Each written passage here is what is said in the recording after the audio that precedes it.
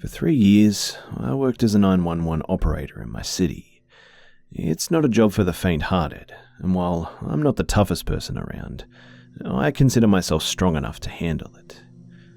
Over the years, I've received plenty of horrific calls, some which left me emotionally drained, but none that made me seriously question my life choices.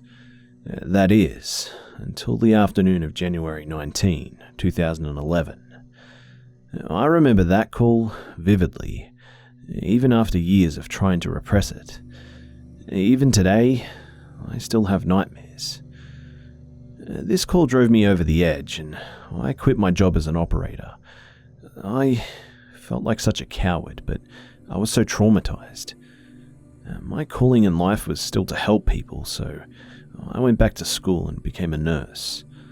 I've started over, but that damn call continues to haunt me. The following is a recording of that call. I remember it word for word. 911, what's your emergency? Hello? This is 911, right? Yes. Oh, thank God. I need you to send help, like right now. What is the nature of the emergency, please? Look, this is going to sound really weird.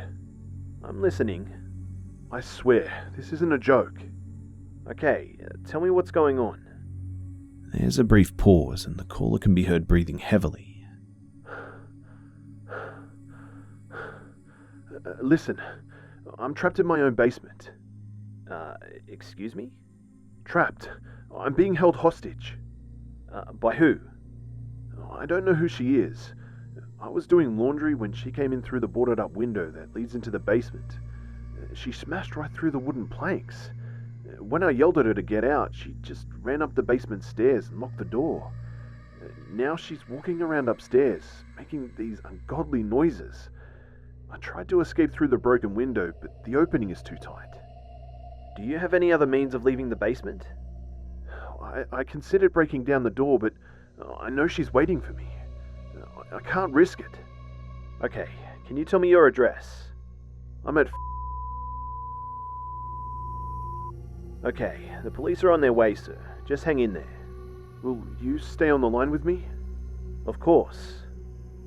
In the silence that follows, heavy footfalls can be heard, as well as a shrill, maniacal giggling. By now, I'm getting seriously unnerved, but I don't let it show. Do you hear that? Yeah. That's her. Sir, can you describe what the person looks like? Well, she's old. Like, really old. She has arse-length grey hair and she has no teeth. But she moves so fast. I've never seen an old woman move like that. Okay. Anything else you noticed? Oh, she's naked. Something is also really wrong with her body. She's all twisted and deformed. The giggling abruptly stops and I don't hear anything, but the caller begins to freak out. Oh shit. Oh fuck. She's just outside the door. She's scratching at it and she's whispering. What is she saying? Wait. I can't hear. Oh, holy shit. She's repeating my name over and over. Her voice, it's too deep for a woman. Stay calm, sir. The police are on their way.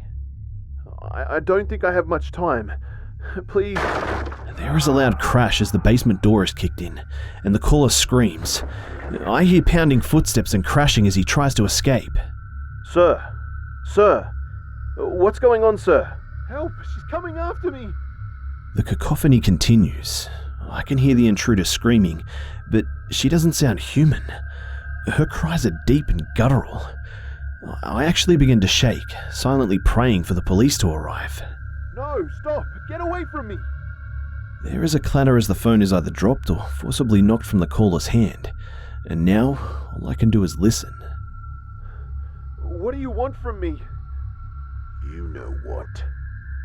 No, I don't, you crazy bitch. Just get the fuck out of my house. This isn't your house. It's mine. It's where I lived and where I died, and where I'll get my revenge. But I don't know who you are or what you're talking about. You will regret what you've done. The caller screams as the intruder attacks. She snarls and growls like a rabid dog. I can hear the meaty tearing of flesh and the cracking of bones. The caller's shrieks of agony are abruptly silenced by a sickening snap, and then I hear a new voice, deep and full of malice. Hello? I don't know who you are, but the police are coming to arrest you. Oh, silly girl. I'm afraid it's far too late. Nothing can save this young man now, not even the Lord himself. The line goes dead. When the police arrived at the given address, they found the house ransacked, with all the windows shattered and the furniture in pieces. There was a disgusting smell of something rotting in the air, but the cops were unable to trace it. They found the victim in the basement. He had been gutted alive before having his neck snapped clean in two.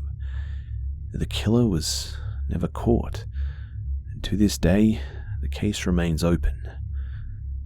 My decision to quit didn't come right away. For a while after, I was in shock and lacked the emotional capacity to make any decisions. I took temporary leave and spoke to my therapist, hoping I could recover from this and return to work. But then the autopsy report on the victim came back. I normally wouldn't be privy to this information, but I have a good friend who works at the coroner's office, and he told me everything.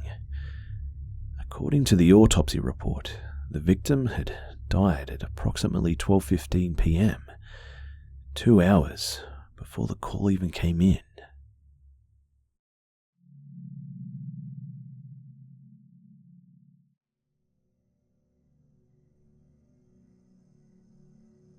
So, let me give you guys some context first. I live in an upper-class suburb in Perth's western suburbs called Peppermint Grove. My uncle had been in and out of prison for as long as I could remember for crimes ranging from disorderly conduct to aggravated assault. He had recently been released from prison after being put away for a couple of months for a crime that I can't remember, and he had recently gotten a new car before he went in. So, after he had come over, he parked his car out the front of our house. We only had street parking, and my best friend and I, we were both into cars, so a classic Ford Falcon was like seeing a unicorn for my 8-year-old self. Hey mate, how have you been? My uncle said. Pretty good. Who's your friend? That's Billy. Can we get in your new car? I forgot to mention that at this point, my uncle and dad weren't on talking terms because my uncle had borrowed $15,000 to fuel his gambling addiction. So, as me and Billy were getting into my uncle's car, my dad had shouted out from the front door. For some reason, my dad felt it was okay that me and my uncle spent time together. Yeah, Dad? Just be careful, okay? Yep, okay. My uncle sped off down the street at about 80 kilometers an hour. At first, it was fun, but after about 30 seconds, Billy and I became quite scared. Hey, Uncle Will, can we please slow down? What's that? I'm scared. My uncle finally started to slow down, and I thought that we were safe. As time went on, my uncle had driven somewhere I had never been before. This was after about 30 minutes too. Hey, Uncle, where are we? Didn't your dad tell you that you're staying with me tonight? No, but Billy has to go home. After about another 40 minutes, the police had pulled us over in the hills of Perth. Both officers got out and approached the car really slowly. To 8-year-old me, police were the coolest people that you could see. Once they got to the car, one of the officers opened up the door on my side of the car and asked me and my friend to get out, and me being me, just replied with no. But then, the officer grabbed me and pulled me out of the car, followed by Billy. The other officer then ripped my uncle out of the car and proceeded to throw him to the curb and cuff him.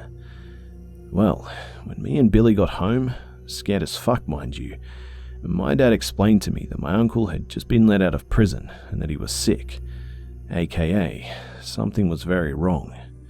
My dad reported my uncle's car because, obviously, we were gone for way too long. We never did find out what he was planning that day, but the fact that we had gone somewhere so isolated and been gone for so long, coupled with the fact that he had lied to us about myself and Billy staying over at his house, well, it still sends shivers up my spine.